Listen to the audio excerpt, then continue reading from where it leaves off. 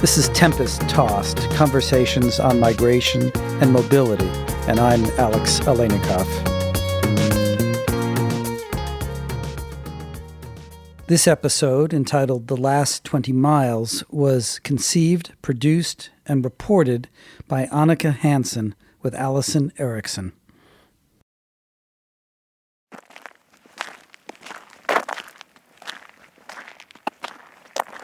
In October, when the news was all about the migrant caravan, I found myself thinking about the physical experience of people walking almost 3,000 miles from Honduras to Tijuana, poorly equipped and with barely any preparation, and about how that kind of effort, that exertion, signifies real need. After all, how many of us are willing to walk 3,000 miles, or even jog a few? While the United States is often divided politically, we all have bodies. Can we consider migration from the perspective of our most basic shared physical reality? To find out what we're built for, what risks these journeys pose to migrants, and the preparation necessary for survival, I spoke with an anatomist, an elite endurance athlete, and a forensic anthropologist. First, I visited Dr. Jeffrey Laitman, professor of anatomy and morphology at Mount Sinai School of Medicine, to learn more. From your expert perspective, what does our anatomy suggest about our nature? Are humans built for migration? Humans are perfectly built for migration. We have to take a step back and look at what we are now and how we came to be that way. We are an absolutely fascinating animal. We are part of primates, the first. We named it, so we call ourselves the firsts. Whales and maybe cats and others might disagree, but we control the press. And we've gone through a fascinating evolution. And this evolution has been taking place for millions of years, in which things have changed. And one of the things that changed in us was we came from ancestors that were somewhat quadrupedal in nature to those who eventually had one of the great changes to what we call habitual bipedalism. So now, upright walking. Yes, in a habitual way. Mm-hmm. So there are many animals, even relatives, that can intermittently walk on two limbs. Chimps do it on occasion and so on. But we do it all the time. It's our normal mode. Now, this wasn't just Ugg deciding she wanted to stand up on the plains of Africa 2 million years ago. This was a gradual process. And in this process was enormous refinement and rearrangements of almost every part of our body. Mm-hmm. And it was a gradual thing that came to play. And we have different parts of us that changed for different reasons, but we can look at a specific example. One aspect that is very important and often overlooked, we don't think about it too much, is our remarkable foot.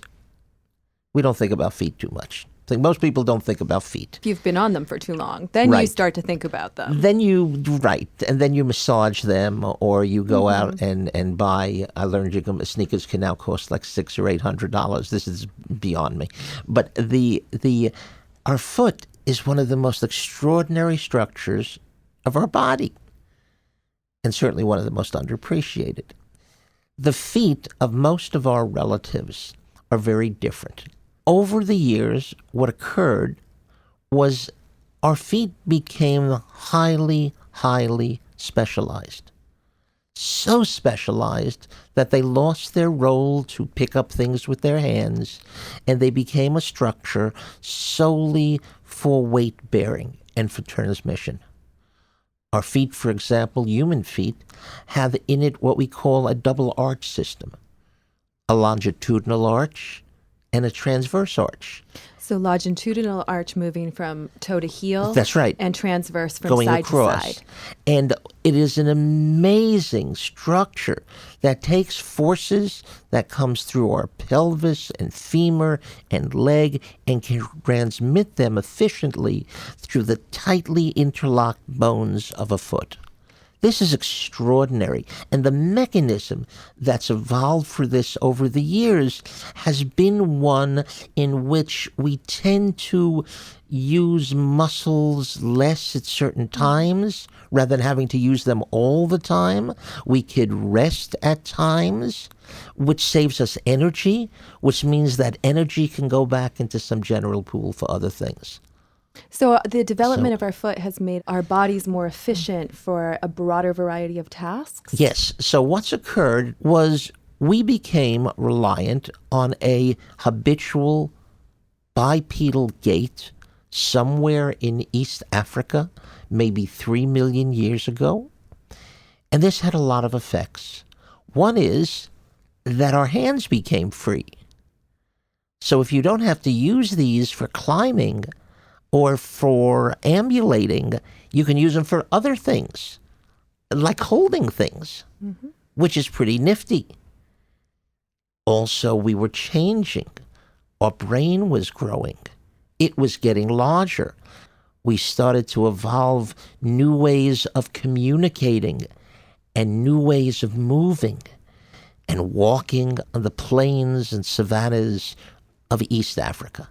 Now, you put this animal together, and we are an animal, we're part of primates, and we are set with a brain, we're set with feet and lower extremities, we're set with hands, so we're also pretty smart. And what can happen is, if the environment changes, we don't just sit there and die. So our group would look around and figure out, whoa, animals are getting less. The water is drying up.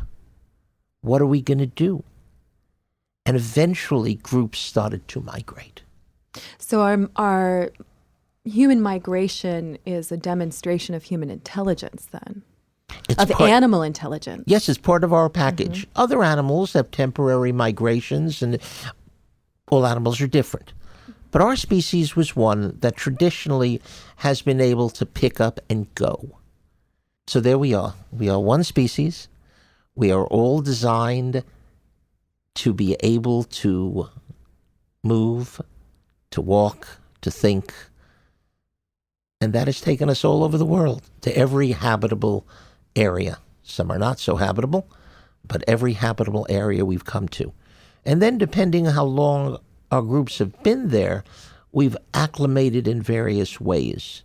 So evolution is not stopped. Evolution continues. Right. But it continues more on a micro level than on a major level. So when we think about migration today, and we think of humans as animals who move, and suddenly we have animals who move, whose movement is a response to their environment, is a healthy response to their environment. And we think of the socio-political structures around migration. Can you talk a little bit about the conflict we face? Well, the conflict we face is apparent. We're a group that needs to migrate. We're a group that if things are bad, if you're not getting enough food, if you're in danger, these are basic things. You're going to migrate. Whether it was the Irish coming over in the 19th century due to the potato famine, whether it was Jews leaving the shtetls of Eastern Europe, whether it was Amerindian ancestors coming down through areas of the Northwest because prey was leaving, you migrate, you move.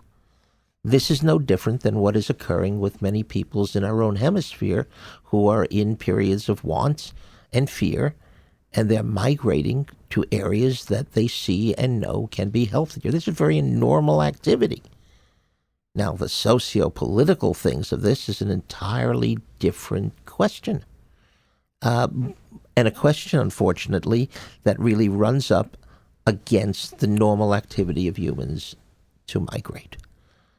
So our socio-political structures are putting us in conflict with our biological structures, yes, potentially. Yeah, that's right. Mm-hmm. It has struck me over the last months as the news has been flooded with these stories of migrant caravans traveling largely by foot from Central America to the southern United States border, that we have not particularly considered what kind of physical feat a walk like that is, which is about 2,800 miles, which is longer than the Pacific Coast Trail. It is covering altitude changes that range from sea level to well over a mile above sea level. And these are diverse populations. These are everything from babies to older folks taking these trips. And it has made me curious about what we're built for in terms of endurance like this, and how we might think about people undertaking such an extraordinary act. Very few individuals have built for a multi-thousand-mile trip carrying things in heat. I'm sure many die along the way. It's a very dangerous thing for the body. Dangerous always for the youngest of the group, dangerous for the oldest of the group. Obviously, a hale and hearty young person is going to be in better shape, but many will die along the way. The interesting point within that is the inner message of migration and using your body to come to a safer haven is what pushes people along. Mm-hmm. And that's the eternal thing that's pushing people to come to a new location. Right. Is it injurious? Of course. The pressure's enormous. The physical pressures on the body, unbelievable. This is not an easy thing for the human species to do under any way, shape, or form. And that's why when individuals come into, when I look and we all look at pictures of individuals coming, they're... For whatever reason, you can talk about the socioeconomic reasons, you can talk about the political reasons. Biologically, they're desperately trying to come to a situation where they can live safely and have food for the family. Right. And this is what pushes our species, is the baseline of everything. And we use all that we've had and every bit of energy that we've had. So I found myself reading up on the physiology of endurance and looking at things like what kinds of training programs are recommended for long hikes and things like that. And, contrasting this with an act that is more extreme in many, many regards, from many perspectives, than hiking, say, the Pacific Coast Trail or the Appalachian Trail. Could you talk a little bit about preparation and endurance in relationship to our physicality and migration? Do you recall what happened to the fellow who ran the original marathon at the end of the marathon? I don't, but he probably died. He died. Yeah. We were not designed, and I use that word because design is not really a good word to use when you're talking about evolution, but our species didn't come to be pushed to the nth degrees. This is only things that can be done when everything else is satisfied. We were made for walking. We were made for getting out of bad situations. We were made for recognizing bad situations. Our body knows when it doesn't get enough food. Mm-hmm. Our body knows when it doesn't get enough sleep. Our body knows when we're in danger. That's when we migrate. That's when we move.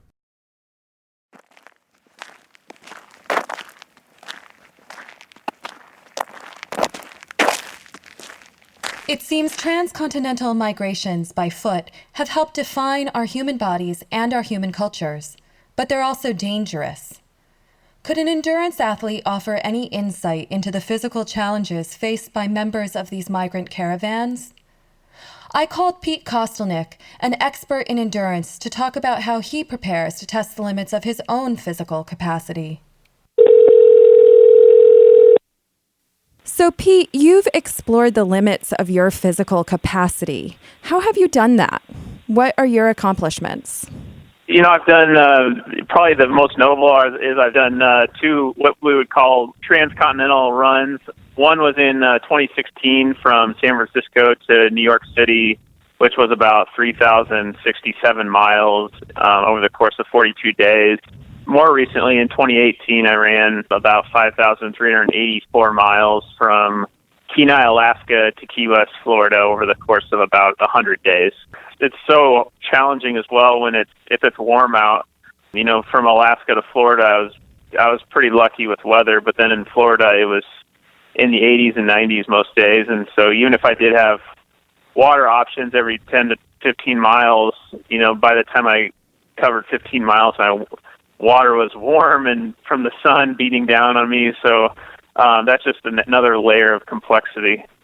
So what kind of equipment did you bring on that run from Alaska to Florida? What was in your stroller? Each morning I would fill up 3 water bladders that carry about 70 ounces of water. Sometimes I would need more depending on how long the day would be. I had a bare canister full of snacks and food to get me through the day, about 4 pairs of changes of clothes, a backup pair of running shoes, and some electrical equipment like portable chargers as well on board.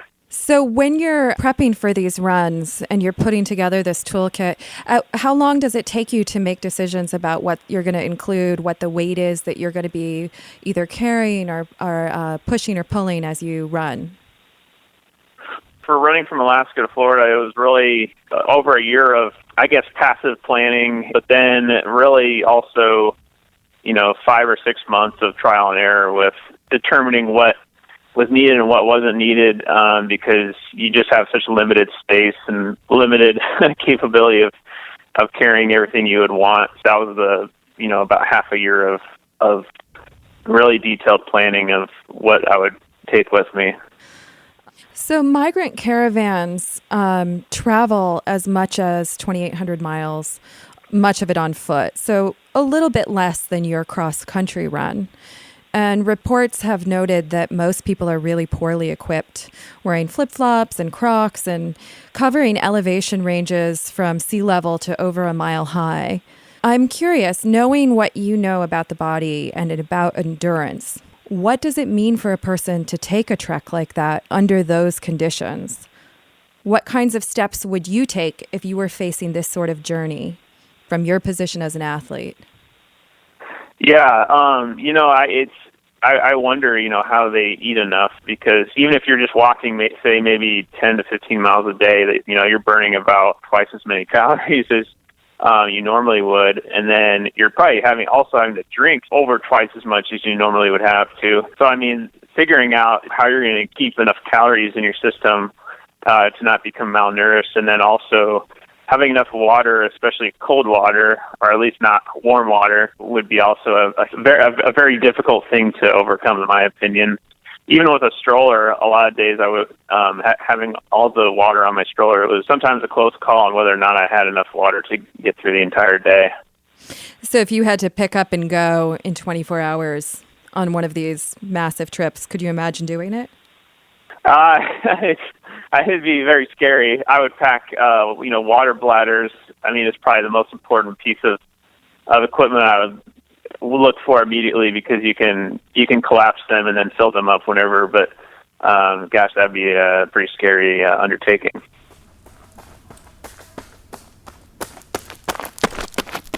The migrant caravan that became the focal point of U.S. news leading up to midterm elections in November 2018 set out from San Pedro Sula, Honduras, and crossed through Guatemala before traveling along the western edge of Mexico to Tijuana, where many sought asylum and entry to the United States. But migrants and migrant caravans choose many different routes through Central America and Mexico, and not all migrants head to a legal port of entry. For years, many have attempted more dangerous crossings, paying smugglers to take them through the Sonoran Desert into Arizona, where demands on the body increase further. I called Dr. Bruce Anderson, a forensic anthropologist in Tucson, Arizona, to learn more about what happens to those who take this path. Thank you for calling the Pima County Office of the Medical Examiner. If you are calling from a law enforcement agency, medical facility, or a funeral home wanting to report a death, please press 1. For all other calls, please press 2. Hey, Annika, how are you? Hi, Bruce. I'm well, thanks. How are you? Pretty good. Great. Thanks so much for making time to speak. So the Office of the Medical Examiner in Pima County, Arizona, has spent many, many years identifying bodies found in the Sonoran Desert along the southern border with Mexico. Can you describe the desert to us? What are the conditions there? Well, it's a beautiful desert. It's not like the Sahara. It's heavily vegetated with native species of mesquite trees and palo verde trees, creosote bushes. It's just a beautiful place when the temperatures are moderate, 70s, 80s. But in the summertime, let's say between May and September, when the temperatures are going to be between 90 and maybe 110, 115, it can be exceedingly dangerous. And it has taken the lives of somewhere near 3,000 people over the last 20 years. 3,000 dead, some motor vehicle accidents, very few homicides, but the vast majority of the dead are either known to be from heat exhaustion or thought to be from heat exhaustion. Mm-hmm. So you've developed methods to assist in determining who these people are and where they came from. Who are the people who are dying in the Sonoran Desert? Well, historically, over the last 20 years, almost 90% have been Mexican citizens. And I have to preface that by saying we have only identified two-thirds. Mm-hmm. We've identified about 2,000 people out of the 3,000 cases that have come to our jurisdiction. But of those 2,000 or so, nearly 90% are Mexican citizens, and then 2 or 3% are Guatemalans, 2% Salvadorans, Hondurans, and then virtually every other country in the Caribbean or Central America or Northern South America probably has 1 or 2 or 5 deaths over the last 20 years.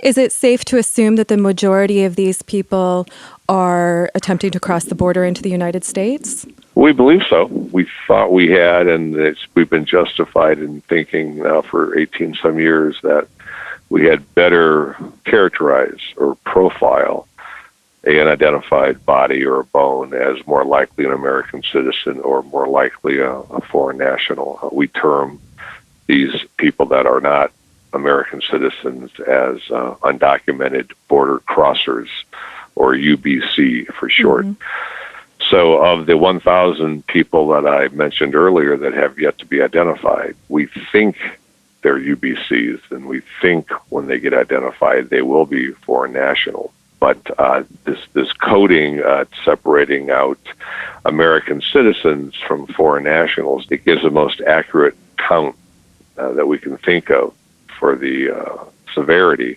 of this deadly issue that's affected our office for more than 20 years now. Dr. Laitman talked with us about how humans are migratory creatures, that we are built to move, and especially to move in order to ensure our safety and well-being, and how we've adapted to undertake extreme acts when necessary, but that walking 3,000 miles on foot really pushes our limits. And I wondered if you could talk a little bit from your perspective about the conditions of the Sonoran Desert. And are people adapted to survive exposure to those conditions? Well, when you say people, you're talking about Homo sapiens. We're talking about us, human beings. So as a group, on the whole, we are adapted to do these things. The Arctic was settled by migratory Asians who found their way all the way to Greenland. So we know that humans can migrate through very harsh conditions. But humans have always had a technological kit with them. So we've always utilized clothing or shade or carrying water and things that other animals can't do. So part of this evolutionary adaptation for migration involves our toolkit and the things we make and the things we can carry. And the maps that we may have, or the stories we may have been told from prior migrations. Too many times, what's happening here in this harsh, dry, rocky, thorn-ridden Sonoran Desert is that the folks that are attempting the last 20 miles, or if you will, or the last 40 miles from the international border to the first paved road where they can then get into a motor vehicle and go further north. That last 20 or 40 miles is much more difficult than the first 1,000 or 2,000 miles, primarily because many of the people don't have the kind of toolkit with them. And ultimately what that means is that they're not wearing the right kind of footwear to withstand walking that long. And they're not able to carry as much water as is needed to cross through the desert. If they're sleeping during the day or resting during the day, hopefully it's in a shady area where their body temperatures can cool back down a little bit. But then when they're walking at night, our nights can still be in the 90s here in the Sonoran Desert. So a lot of this is that the people that are attempting are not adapted to desert conditions. They're from coastal areas in Veracruz or the mountains of Guerrero or Guanajuato, and they've had no experience. Forget a biological adaptation as an individual. They've had no experience in running this kind of gauntlet.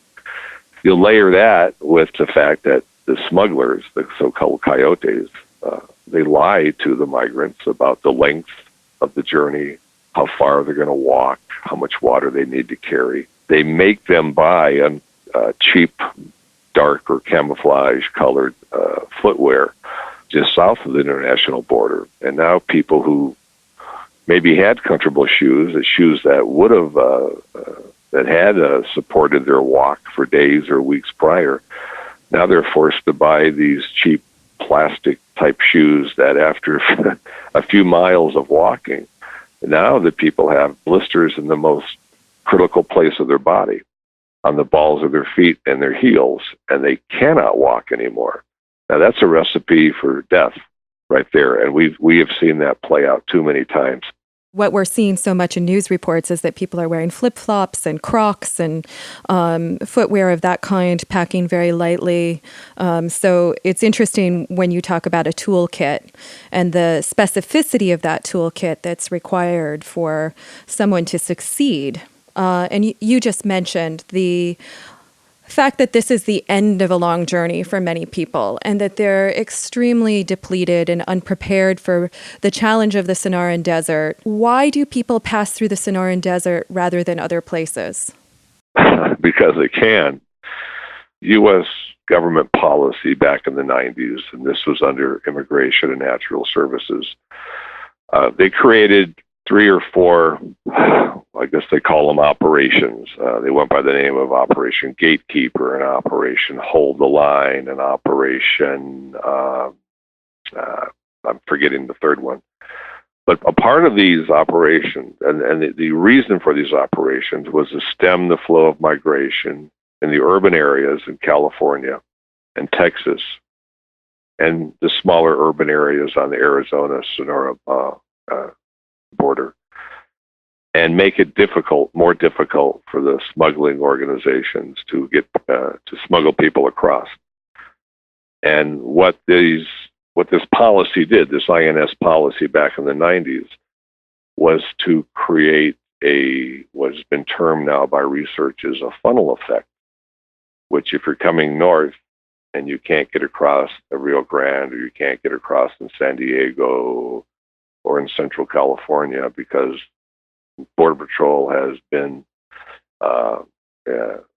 patrolling has been increased due to this policy from INS, that has left basically an opening in the Sonoran Desert in Pima County, Arizona, through both county land, federal land, and the Tohono O'odham Nation that has no fence, no natural barriers. Or if there is a fence, it's a livestock fence to keep cattle from going from one place to another. The U.S. government set this up, and there's even position papers that talk about how the Sonoran Desert, because of its harshness, would act as a natural deterrent. And I'm paraphrasing here, but one of the papers went on to say, and if people still cross and a few of them die, that will serve to deter even more people. And of course, just the opposite has happened. That funneling of everybody out of Mexico towards Pima County, Arizona, where you can easily step across a strand of barbed wire or go through an opening where there's not even a gate, especially on the Tohono O'odham Reservation, where the nation extends into Mexico.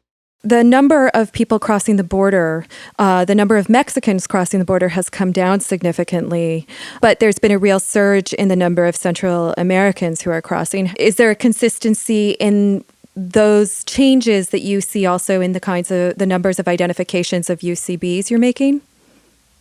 Yeah, we've had a noticeable increase percentage-wise in the number of number of people from Honduras and Guatemala. So even though the condition of a lot of these bodies is going to push identification off for months or years, a few people have come in who have died more recently, and proportionally Hondurans and Guatemalans have increased. The Washington Post recently reported that the number of border crossings more than doubled in the past year.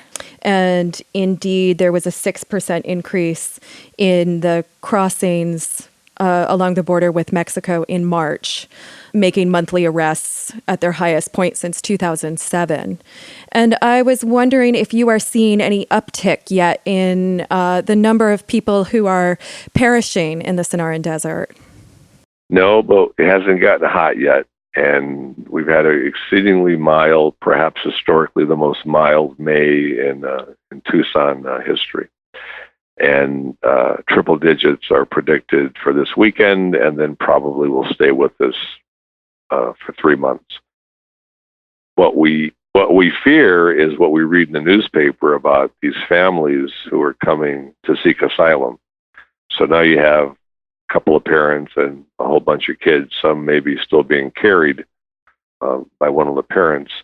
And these folks are trying to get an appointment to have their case heard and then go into the asylum waiting line. But what we've already seen played out, and this is happening primarily in Tijuana, Baja California, but what we've seen played out twice now in the last 2 weeks is that enterprising smugglers in Tijuana have convinced enough of these families to get on a bus, I'm sure for a fee, and then they're bussed an hour or 2, 3 hours over to the California, Arizona state line, still in Sonora, Mexico. And if you go another hour or so, that state route in Mexico comes within a couple hundred yards of the international border. And then these buses are emptying out in the wee hours of the morning. And I think last time I talked to a Border Patrol agent, almost 400 people got off of these buses, were seen with night vision. They were monitored by Border Patrol.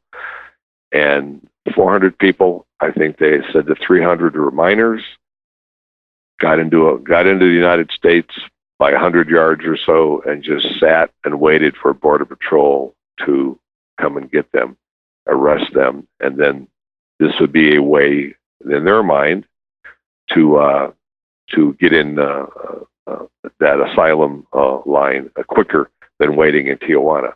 So the real danger here is that if this keeps happening over the summer and there's nowhere for these folks to go, and if they have little kids, we have the potential to see some really horrific scenarios played out. Has this happened before?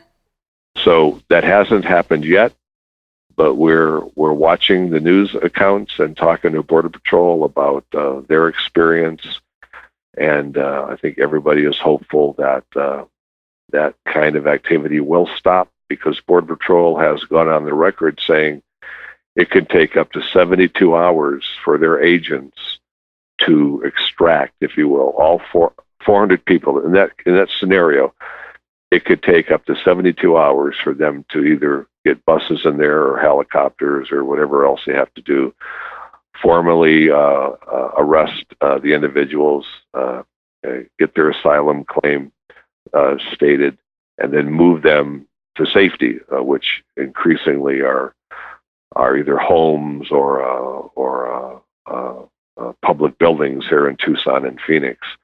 But if it takes 3 days for them to extract everybody out of the remote desert, and it's 120 degrees in the day, that's going to be bad. Yeah, there will be deaths, likely. There's going to be death. That's right. That is right. In your experience over the course of your career, the people that you have found in the desert, have they primarily been single travelers, or have you been encountering families, women, children? Very, very few families and very few minor deaths. I think a 13-year-old boy is the youngest a desert death. We've had relatives die, but not nuclear families. So that's going to be hopefully that never happens. But that's going to change things up if we start seeing these kinds of group deaths. Without migration, our world and our bodies would look quite different. We evolved to move, and the fact that our species does when crops are poor or our children are threatened by violence is a sign of our intelligence. But for migrants who struggled and managed to arrive at the southern border of the United States, the hardest part may be yet to come. As current policies shift to deter asylum seekers and families file requests for status, they are forced into limbo in border towns. Prolonged uncertainty can drive greater desperation, and families are beginning to gamble on illegal border crossings as a way to hasten the processing of their cases.